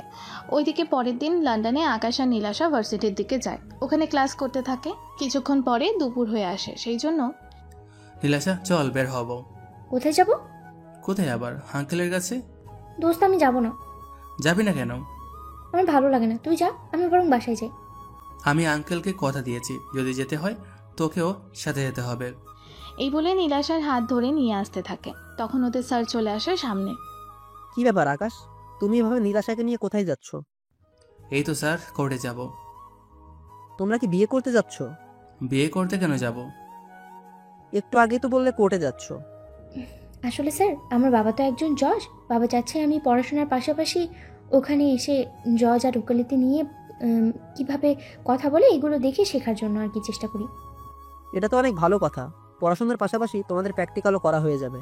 কিন্তু স্যার, ও তো যেতেই চাইছে না। তাছাড়া স্যার, আমাদের ভার্সিটিতে যদি এরকমভাবে প্র্যাকটিক্যালভাবে ক্লাস করাতেন তাহলে কিন্তু অনেক ভালো হতো ছাত্রছাত্রীর জন্য। তাহলে অভিজ্ঞতা হতো ওদের। তুমি কথাটা ঠিক বলেছ। আমি তাহলে কালকে বোর্ড মিটিংয়ে কথাটা বলবো। তাহলে 1 সপ্তাহের ভিতরে একটা রুম বানিয়ে নিব, যেখানে তোমাদের কথাবার্তা শেখানো হবে। তাহলে স্যার আমি ওকে নিয়ে গেলাম। ঠিক আছে, যাও। কিন্তু স্যার আমি যাব না। আকাশ, তুমি ওকে কিভাবে নিবে সেটা তুমি জানো, আমি গেলাম। এদিকে নীলাশা রাজি না হয় আকাশ ওকে জোর করে কাঁধে তুলে নিয়ে এসে গাড়িতে বসায়। একতা, তুই আমাকে কাঁধে কেন নিলি? তুই দিন দিন যে হারে মোটা হচ্ছিস, এতে তোকে টেনে তো নিয়ে আসা সম্ভব না। এই, তুই আমাকে মুটকি বললি? আমি তো মোটা বলেছি। ওই একই হলো। আজকেই আমি বাবাকে বলবো। কি বলবি শুনি? আমার জন্য জিম করার মেশিন আনতে। দেখবি 1 মাসে ওজন কমিয়ে নিব আমি। সাথে তোকেও বলবো জিম করার জন্য। তুই জানিস না আমি এত তাড়াতাড়ি উঠতে পারি না। আমাকে যে জোর করে এখানে এনেছিস, এবার আমিও তোকে প্রতিদিন উঠাবো, মনে রাখিস। তুই সকালে রুমে ঢুকতে পারলে তো আমাকে উঠাবি। তুই কি আমাকে বোকা পেয়েছিস? বোকা কেন মনে করব? আমি যদি আমার রুমের দরজা ভেতর থেকে আটকে দিই, তাহলে তুই কিভাবে ঢুকবি ভিতরে? আমিও তোর সাথে তোর রুমেই থাকবো। তাহলে সকালেই তোর কান ধরে আমি তোকে উঠিয়ে নেব। ওদের ঝগড়ার ভেতরে ইরার বাবা চলে আসে। উনি এসেই, কি ব্যাপার? কি নিয়ে কথা হচ্ছে তোমাদের মধ্যে? তুই কখন এলি? তার আগে এটা বল, তোরা কি নিয়ে ঝগড়া করছিস? আমি ওকে জোর করে এখানে এনেছি বলে ও আমাকে সকালে উঠিয়ে জিম করার জন্য বলতেছে। বাবা, তুমি জানো ও আমাকে মুটকি বলেছে, সেজন্য আমি একা জিম করব কি করে? সেজন্য ও আমার সাথে জিম করবে। কিন্তু আঙ্কেল, মুটকি তো নীলাশা, আমি কেন জিম করব? দেখো, ওটা তোমাদের মামলা। তোমরা যেভাবে খুশি সেভাবে কাজ করো। এই ব্যাপারে আমি কিছু বলবো না। দুপুরে খাবার খেয়ে তোমরা কোর্টের ভিতরে ঢুকবে আমার সাথে। এরপর ওখানকার ব্যবহার আর পরিস্থিতি বুঝতে থাকবে আস্তে আস্তে। এরপর ওরা খাবার খেয়ে ভেতরে আসে। ওখানকার পরিস্থিতি দেখতে থাকে, কিভাবে কথা বলতে হয়। এভাবে 1 মাস ধরে ওরা দুজনে কোর্টে এসে এই সব শিখতে থাকে। 1 মাসে ওরা অনেক কিছুই শিখে ফেলে। 1 মাস পরে, আকাশ, তোমার পরিবারের সাথে যোগাযোগ কি হয়েছে তোমার? মাঝে মাঝে ভাইয়ের সাথে যোগাযোগ হয়। তোমার পরিবার কি এখনো রেগে আছে আগের মতো? জি আঙ্কেল, কয়েক মাস পরে তো পরীক্ষা আমাদের। ওখানে তো অনেক খরচ। ভাইকে বলেছি ডলার পাঠাতে। বলেছে যেদিন ডলার লাগবে তার 3 দিন আগে বলে দিলে ভাইয়া পাঠিয়ে দেবে। ডলার আমি দিয়ে দিতাম। আঙ্কেল, না থাক। এমনিতেই যা করতেছেন আমার জন্য, এই ঋণ শোধ করা যে সম্ভব হবে না আমার। সেসব কথা রাখো। তুমি আমার ছেলের মতো, তোমার উপর ভরসা আছে বলেই লীলাশাকে আমি তোমার সাথে পাঠাতে পারি কোথাও। আচ্ছা, তুমি তাহলে ঘুমাতে যাও। জি আঙ্কেল, যাচ্ছে। এদিকে কাহিনী তো শুনলেন, এবার দেখি ওইদিকের কাহিনী কি হচ্ছে তা আমরা শুনে আসি। ওইদিকে, আব্বু, আমি কয়েকটা দিন ভার্সিটিতে যাব না। ভার্সিটিতে কেন যাবে না? আব্বু, আমি অনেক ভয়ে আছি। কি নিয়ে এত ভয়? আপু, আমি বলছি, কি নিয়ে এত ভয়? ঠিক আছে, বল তাহলে। এরপর ঈশা ওর বাবাকে সবটা বলে। সবটা শোনার পর, এত কিছু হয়ে গেছে, তোরা আমাকে একবারের জন্য বললি না কেন? আমরা তো দুলাভাইকে সবটা বলেছি, তাছাড়া উনি ওদের সাহায্যও করেছে। তাহলে আর ভয় কেন? ইরা এরপর ওই কাহিনী বলতে থাকে। সবটা শোনার পর, তোরা দুজন শুধু আমাকে টেনশন দিয়ে গেলি, এখন আমি কি করব? তুমি বরং আবিরের সাথে কথা বলো, ওদের তো অনেক ক্ষমতা, ওরা তো একটা কিছু করতে পারবে। ঠিক আছে, আমি তাহলে কালকে এসে কথা বলে নিব। এদিকে ডেভিল আর ওর লোকেরা বসে আছে। ওদের সাথে রানাও দেখা করে। আরে বন্ধু, তুই এখানে কেন? তাও আবার এতদিন পর, কি মনে করে? বন্ধু, এসেছি তোর সাথে কিছু কথা শেয়ার করতে। কি কথা বল। রানা এরপর সবটা বলতে থাকে। সবটা শোনার পর, তুই কোনো চিন্তা করিস না, আমি ওই ব্যাপারটা সামনে নিব। কিন্তু তোকে যে একটা সাহায্য করে দিতে হবে আমার। কি সাহায্য লাগবে বল। একটা মেয়ের ছবি দিব তোকে, ওই মেয়েটাকে খুঁজে দিতে সাহায্য করতে হবে। একটা মেয়েকে খুঁজে পাচ্ছিস না তুই? এটা কি কোনো কথা হলো? আমার লোকেরা অনেক খুঁজেছে ওই মেয়েকে, কিন্তু পায়নি। সোজা তোকে খুঁজে দিতে হবে, তাছাড়া তুই রাজনৈতিক লোক, তোর জন্য এটা খুব সহজ হবে। ঠিক আছে, ছবিগুলো পাঠিয়ে দে। ডেভিল যখন রানার হাতে ছবি দেয়, রানা নিজেই অবাক হয়। এটাই কি সে মেয়ে? তুই কি ওকে চিনিস? চিনি মানে, আমার 2টা ছেলেকে হাসপাতালে পাঠানোর পেছনে এদের দুজনেই হাত আছে। দুজন বলতে? দুজন বলতে এর সাথে ওর বোনও আছে। তাহলে তুই যে কোনোভাবে হোক এই মেয়েকে আমার হাতে তুলে দে, তারপর আমি তোর কাজ করে দিব। তাছাড়া আমাদের দুজনের কাজই তো এখন একরকম। কিন্তু ও দুলাভাই অনেক পাওয়ারফুল লোক, সেজন্য আমি কোনো কিছু করতে পারছি না। সেজন্য যাই করার তোকেই করতে হবে। তুই কোনো চিন্তা করিস না, আমি সবটা দেখে নেব। এদিকে এরা মিলে প্ল্যান করতে থাকে। অন্যদিকে পরের দিন ইরার বাবা আসে আবিরের বাড়িতে। সাথী তোর বাবাকে দেখে অনেক খুশি হয়। আব্বু, তুমি হঠাৎ এত সকাল সকাল, সবকিছু ঠিক আছে তো? সবকিছু ঠিক আছে। তা জামাই আর তোর শ্বশুর কোথায়? আবিরকে তো দেখলাম ফ্রেশ হচ্ছে, আর শ্বশুর মশাই তো রেডি হচ্ছে। আমি আর শাশুড়ি মা নাস্তা বানাচ্ছি। বাসায় কি লোক ছুটিতে গেছে? না আব্বু, আসলে আবির ওর মায়ের হাতে রান্না ছাড়া খায় না, সাথে শ্বশুর মশাইও। আর আমি মাঝে মাঝে রান্না করি আর রান্নার কাছে সাহায্য করি, ওরা বাকি কাজ করে। তা তুমি যখন এসেছো, ওনাদের সাথে নাস্তা খেতে খেতে কথা বলে নিও। ঠিক আছে। 10 মিনিট পরে আবির আর ওর বাবা নিচে নেমে সাথীর বাবাকে দেখে চমকে ওঠে। আবির সালাম দিয়ে কথা বলতে থাকে। কথা বলার একটা পর্যায়ে ওনারা খেতে খেতে সবটা বলে দেয়। তাহলে এই হচ্ছে কাহিনী। হ্যাঁ, এখন তো ইরা আর ঈশা বাড়ি থেকে বাইরে যেতেও ভয় পাচ্ছে। আমি তো রানার ছেলেদের মেয়ে হসপিটালে পাঠিয়ে দিয়েছি। তাছাড়া আমি যতদূর খবর জানি, ওরা 3 মাসও হাঁটাচলা ফেরা করতে পারবে না। তারপর রানার এতটা ক্ষমতা নেই যে ও আমার সাথে টেক্কা দিতে পারবে। তাহলে নতুন করে আবার টেনশন কেন? সাথী আব্বু ওনাদের বাকি কথাগুলো বলতে থাকে। সবটা শোনার পর, এই নতুন ঝামেলা এসে আমার পড়লো কেন? আপনার এই 2 মেয়ে সবসময় ঝামেলা ছাড়া কি ভালো কিছু করতে পারে না? ওরা আবার কি এমন ঝামেলা করলো? 2 মাসে কি সব ভুলে গেলেন? কোন কথাটা বলতেছো? আকাশের সাথে যা হলো। কিন্তু তোমার পরিবারের সবাই তো আকাশকে অপরাধী বলেছ। কিন্তু আমার বিশ্বাস আমার ভাই এরকমটা করতে পারে না। আবির, আমি আকাশের ব্যাপারে কোনো কথা শুনতে চাই না। ও যে কেমন তা তো দেখা হয়ে গেছে। ওর যদি এখানে থাকার ইচ্ছে হতো তাহলে ঠিকই ইরাকে বিয়ে করে থাকতে পারত, কিন্তু ও তো কিছুই করেনি। তবুও এর পিছনে কিছু কারণ তো থাকবেই। তাছাড়া আকাশের পুরো কথাটা আমাদের তখন শোনা উচিত ছিল। আবির, তোমাকে না বলেছি আকাশের সাথে সম্পর্কে কোনো কথা আমি শুনতে চাই না। আচ্ছা বেয়াই, আমি একটা কথা বলি। আপনি যদি চান আমি ওদের সিকিউরিটির ব্যবস্থা করে দিই, তাহলে ওরা সিকিউরিটি নিয়ে ভার্সিটিতে যাবে, আবার ফিরেও আসবে। কথাটা কিন্তু খারাপ বলেনি, কিন্তু এত বিশ্বস্ত সিকিউরিটি পাবো কোথায়? চিন্তা করবেন না, আমাদের যে সিকিউরিটি আছে ওখান থেকে 5-6টা সিকিউরিটি ওদের জন্য দিয়ে দিলাম। আমি তাহলে কাল সিকিউরিটি পাঠিয়ে দেব। আমি তাহলে এখন আসি। আব্বু, নাস্তা তো শেষ করে যাবে। সরি বাবা, আমার কথা কিছু মনে করবেন না। বুঝতেই তো পারছেন আকাশের জন্য কত চিন্তা হচ্ছে। ও এরকম একটা কাজ কেন যে করলো সেটাই তো বুঝে উঠতে পারছি না। তোকে আর এই ব্যাপারে মাথা ঘামাতে হবে না। এখন ইরা আর ঈশাকে কিভাবে সিকিউরিটি দিবি সে সম্পর্কে ভাবতে থাক। আমি তাহলে 2 থেকে 3 দিনের ভিতরে সিকিউরিটি নিয়ে ওনাদের বাসায় যাব। আচ্ছা, আমি তাহলে এখন আসি। বাবা, সাবধানে যেও। সাথীর বাবা তো চলে যায়। এদিকে দিন যেতে থাকে। এভাবে ঠিক 3 দিন পার হওয়ার পর আবির সিকিউরিটি নিয়ে চলে আসে সাথীদের বাড়িতে। তখন ইরা আর ঈশা ওনাদের সাথে ছিল। তোমরা আজ থেকে এসে সাথে সাথে থাকবে, কোনো কিছু হলে আমাকে জানাবে।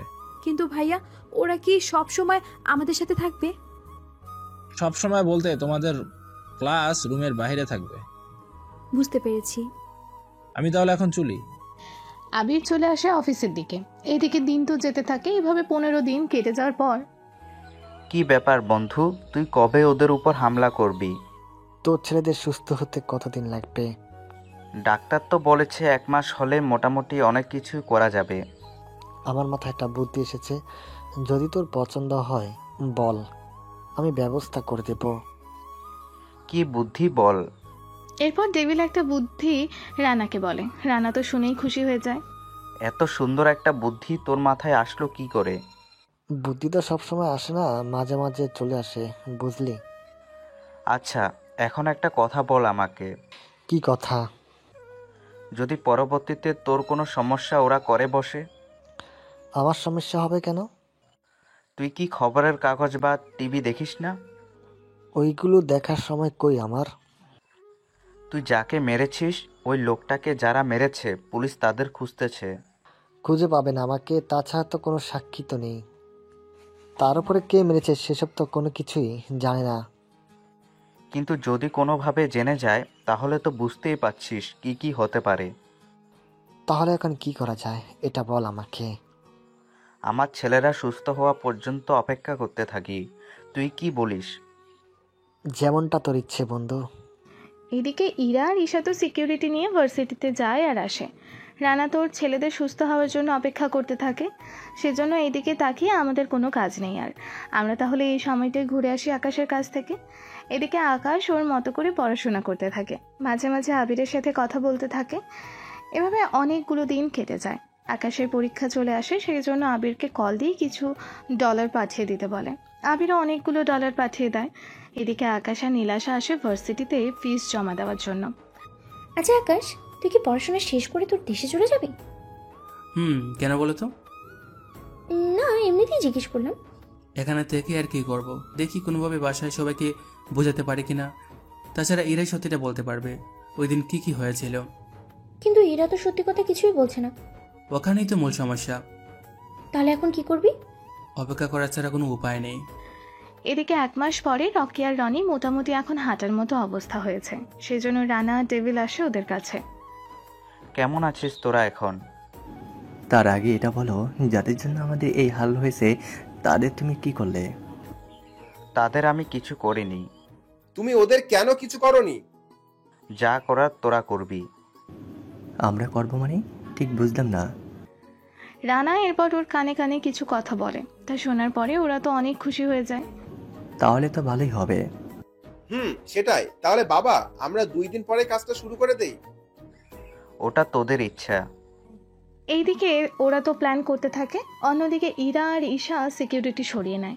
কেননা এতগুলো মাসে যখন কোনো কিছু হয়নি, এখন সামনের দিকেও হবে না, সেজন্য ওরা সিকিউরিটি সরিয়ে নেয়। সিকিউরিটি সরানোর 3 দিন পরে ইরা ভার্সিটিতে আসতে থাকে। তখন ওর পথ আটকে দাঁড়ায় রকি আর রনি। ওদের দেখে অবাক হয়ে যায়। এ কি, তোরা এখানে?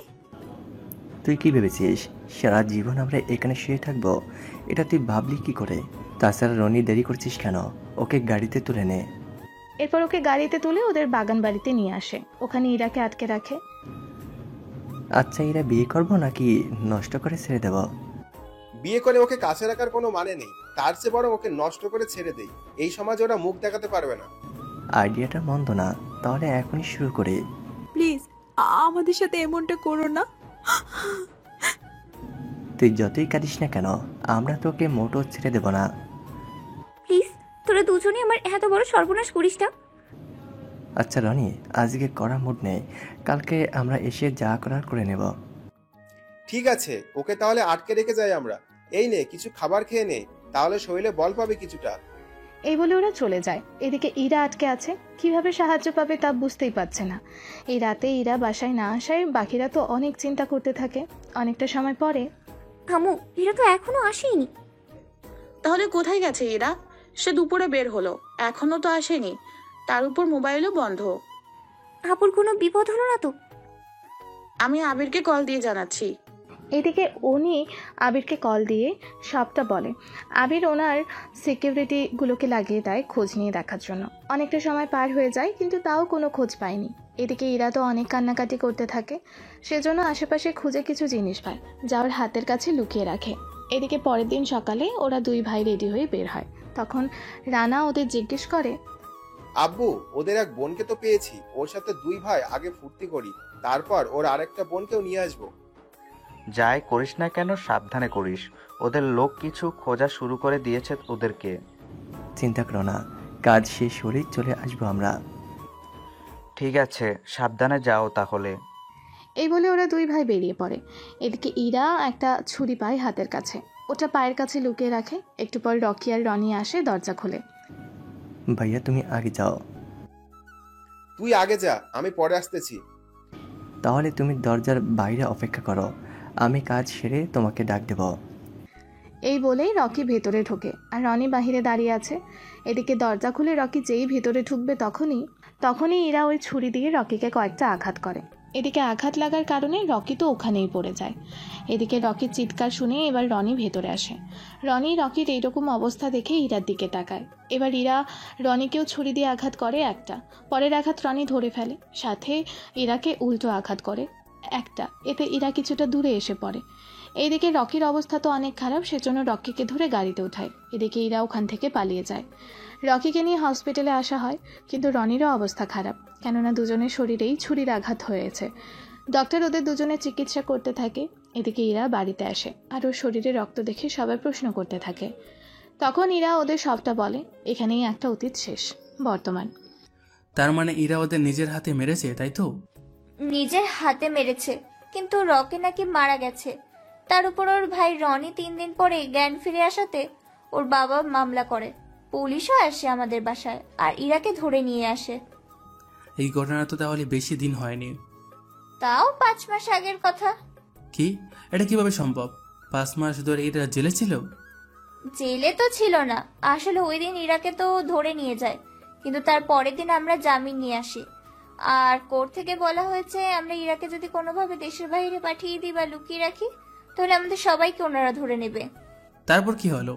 তারপর ওকে বাসায় নিয়ে আসি। বাসায় আনার 3 মাস পরে পুলিশ আবারও আসে আমাদের বাসায়, এসে জানায় রকি মারা গেছে। সেজন্য ওকে মার্ডার কেসের ধারা লাগিয়ে 2 মাস জেলে রেখে গত 3 দিন ধরে এখন কোর্টে আনছে। আর প্রথমবারই তোমাকে দেখতে পেলাম কোর্টে। তাহলে আপনাদের কথা অনুযায়ী এরা নিজেই ওই 2টা ছেলেকে আঘাত করেছে, আর ওই আঘাতে একজনের মৃত্যু হয়। মারা যায় সেসব অব্দি ঠিক আছে, কিন্তু আমার কথা হচ্ছে তাও 1.5 থেকে 2 মাস পরে কেন এরকমটা হয়েছে? তার মানে বলতে চাইছেন এখানে কোনো একটা রহস্য লুকিয়ে আছে, তাই তো? সেটাই বলছি। কিন্তু সেই রহস্য কি, সেটা তো ক্লিয়ার হতে হবে। তুমি একটু খোঁজ নিয়ে দেখো। আমি জজ হয়ে চাইলেও সরাসরি তোমাদের সাহায্য করতে পারবো না, তবে আমি তোমাদের বিভিন্ন কাজে সাহায্য করতে পারবো। যেমন ধরো, তোমরা চাইলে ইরাকে নিয়ে বাসায় রাখতে পারবে। যখন কোর্টের সময় হবে তখন ওকে নিয়ে আসতে হবে সরাসরি আদালতে, তাও কারাগার রুমে। এর বাইরে আইনি কোনো জটিলতায় পড়লে আমি সেখান থেকে উদ্ধার করে দিতে পারবো। তেমন হলে তো ভালোই হয়। আমি তাহলে একটা চিঠি লিখে ওখানে আমার সিল আর সাইন করে দিচ্ছি। ওই কাগজ থানায় নিলে ওরা এটাকে ছেড়ে দেবে। তবে একটা কথা, এটাকে কিন্তু আবার যথাসময়ে নিয়ে আসতে হবে, নয়তো আমার উপরে অনেক চাপ পড়ে যাবে। আর আমি পুলিশকে বলে দিয়েছি, ওরা এই কেসের ব্যাপারে আরো ভালো করে দেখবে। আচ্ছা, আমরা তাহলে আসি, কিন্তু তুই কি একবার বাসায় আসবি? আমি কোন মুখ নিয়ে বাসায় যাব বলো? এখন হয়তো বাবা মা তোকে মেনে নিতে পারে। যখন মেনে নেবে তখন ভেবে দেখা যাবে, এ নিয়ে আর কথা বলতে চাই না। আমরা তাহলে চলি। আবির, তুমি যাও, আমি আকাশের সাথে 2 মিনিট কথা বলে তারপর আসছি। ঠিক আছে, আমি অপেক্ষা করতেছি। এদিকে আকাশের কাগজ লেখা শেষ হয়ে আসে। অন্যদিকে আকাশ, ইরা কিন্তু আমাকে সব সত্যি বলেছে। কোন সত্যি ভাবি? তোমার যে কোনো দোষ নেই সে সম্পর্কে আমাকে বলেছে সবকিছু। ইরা এই কেস থেকে বাইরে আসুক, আমি এরপর পরিবারের সবটা জানিয়ে দিয়ে তোমাকে আবারও পরিবারে নিয়ে আসবো। ভাবি, এরকমটা কথা ঠিক হবে না। কেন ঠিক হবে না? এতে ইরাকে সবে অপমান করে বের করে দিবে, সাথে বাবা মা তোমাকেও অনেক কথা শোনাবে। আর ভাইয়ার কথা তো বাদই দিলাম। তাই বলে তুমি এভাবে কষ্টে থাকবে? কে বলেছে আমি কষ্টে আছি? আমার কোনো কষ্ট নেই। আচ্ছা, তোমরা এখন যাও তাহলে। এদিকে সাথে কাগজটা নিয়ে থানায় আসে, এসে ওসির হাতে কাগজটা দেয়। এটা কিসের কাগজ? আপনি নিজেই পড়ে দেখুন। পুলিশ অফিসার কাগজটা পড়তে থাকে। পড়া শেষ হলে উনি একজন হাবিলদারকে ডেকে এনে ইরাকে ছেড়ে দিতে বলে। ইরাকে নিয়ে আসা হলো। জাজ, আপনাদের কি হয়েছে? আমাদের কেউ হতে যাবে কেন? উনি যেভাবে লিখে দিল এতে তো তাই মনে হচ্ছে। যাকগে, উনি অর্ডার করেছে যখন, তখন ওনার অর্ডার তো মানতেই হবে। আমরা তাহলে আসি। এই বলেই ইরাকে নিয়ে বের হয়। এদিকে ইরা তো বুঝতে পারছে না কি থেকে কি হলো, ওকে হঠাৎ বাসায় নিয়ে আসার পারমিশন পেল কি করে, এইসব ইরা ভাবতে থাকে। এদিকে ইরাকে দেখে বাকি সবাই অনেক খুশি হয়। সবাই তো বলতে শুরু করে, তখন সাথী সবটা বলে সবাইকে। সবটা শুনে ওনারা আশ্চর্য হয়ে যায়। এরপর ইরাকে নিয়ে রুমে আসে আর খাবার খাওয়াতে থাকে। খাওয়ানো শেষ হলে আমি সব সত্যি ওনাদের বলে দেই। আকাশ বারণ করেছে বলার জন্য। বারণ কেন করবে? তুই যদি সব সত্যি সবাইকে বলে দিস তাহলে ওনারা তোকে এই বাসা থেকে বের করে দেবে, সেটা আমাকেও অনেক কথা শোনাবে। এই সবটা আকাশই আমাকে বলেছে। তাছাড়া যেদিন কোনো কেসের তারিখ হবে ওই দিন তোকে নিয়ে যেতে হবে। ঠিক আছে আপু, তাই হবে। এদিকে ইরার খেয়াল রাখতে থাকে সবাই মিলে। অন্যদিকে আকাশ ইরার এই কেসের সব তথ্য জানতে থাকে। পুরো ফাইলটা পড়তে থাকে, তারপর পড়া শেষ হলে পুলিশ অফিসারকে ডেকে পাঠায়। স্যার আমাকে ডেকেছেন? ইরা চৌধুরীর কেসের ফাইল অনুযায়ী যে চুরি পাওয়া গিয়েছে ওটাতে ইরার হাতের ছাপ আছে, তাই তো? ফরেন্সিক রিপোর্ট অনুযায়ী তো সেটাই লেখা আছে। ফরেন্সিক রিপোর্ট অনুযায়ী তো সবটা ইরার দিকে যাচ্ছে। আচ্ছা, ওই ডক্টরকে ডাকা তো। এখনই কি রাখতে হবে? এখনই রাখতে হবে। জি স্যার, 20 মিনিট সময় দিন। এইদিকে পুলিশ অফিসার কথা বলতে থাকে, অন্যদিকে ডক্টরও আসে ওখানে, তারপর ওনার সাথেও কথা বলতে থাকে।